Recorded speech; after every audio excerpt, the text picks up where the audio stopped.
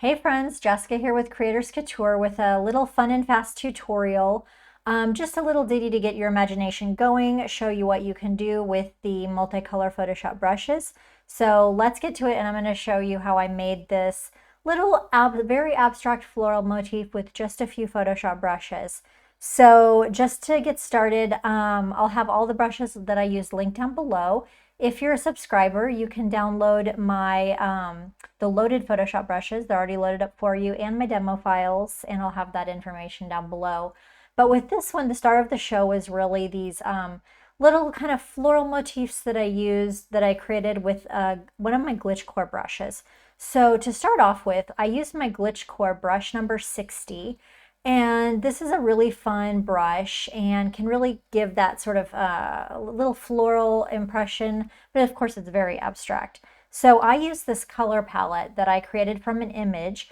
And if you're not familiar with this technique, you can check the foundation tutorial down below, and I'll show you how you can make your own image Photoshop palettes. So I created that palette, and then I just kind of was playing around with the brush like this and just kind of having some fun. And I liked and kind of staggering this brush stroke, and I like how it was coming out. And sometimes I didn't like all the colors. So what I did was, that was how I started this little motif. So I'm just going to kind of duplicate what we have over here. And if I don't like a stroke, I'll just undo it, because every time the colors are going to come out different.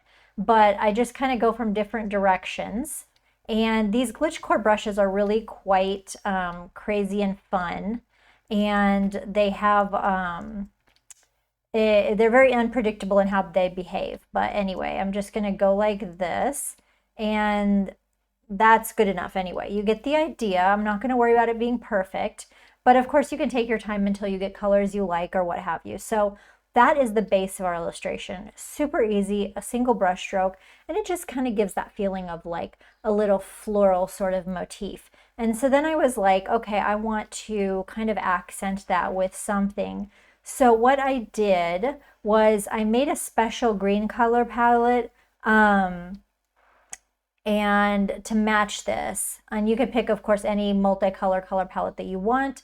But in my next video, I'm going to show you how I made that color palette. But long story short, we're going to use a multicolor brush again, and I'm going to use the Artistic Autumn brush 38 for a little bit of a complement to this illustration. So I'm just previewing this brush stroke here, and it's just a soft, sort of leafy, it's got this kind of a leafy motif in this brush stroke.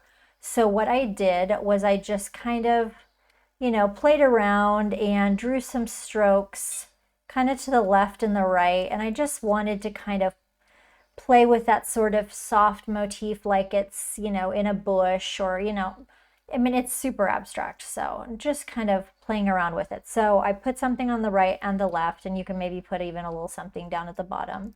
But really this is just an abstract motif, something that could be fun for like a surface pattern design. So, just had a little fun there, just put some soft brush strokes, because I don't want to take away from the star of the show, which is glitch core brush number 60. And then I thought it would be fun to create some little, I love a touch of gold. So what I did was I went ahead and added, from my styles collection, I added one of my 24 karat gold layer styles to a layer.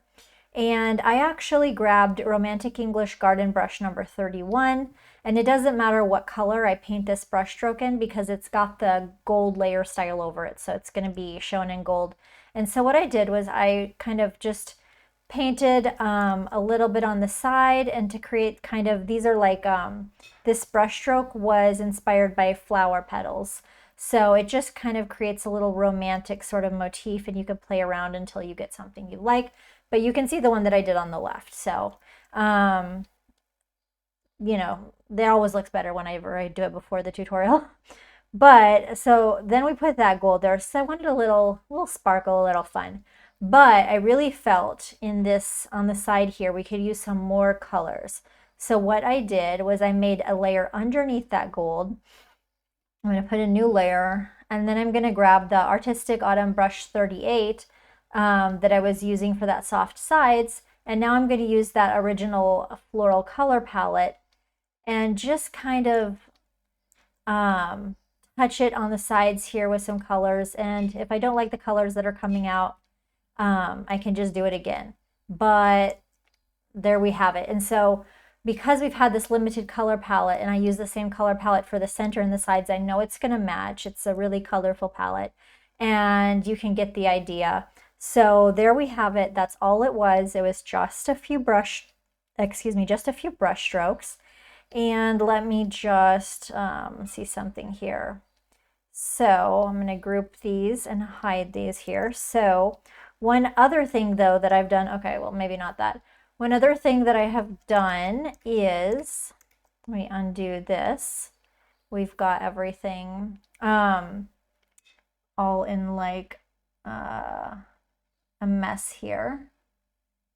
Try not to get, okay, those are from the other ones. So let's just go like this. Okay, group.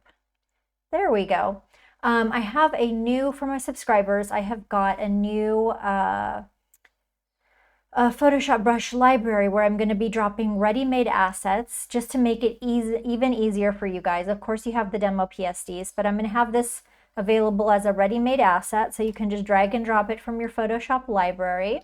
And go check out, I'll be sending a newsletter about that later today. You can go check out on Behance and on my old Patreon. I'll have links to that. So that way, if you don't want to make it yourself, you can just drag and drop it and use it in your work, use it to create items for sale. And then I also have a new social media library where I'm putting web resolution social media graphics that anybody who is a newsletter subscriber can use.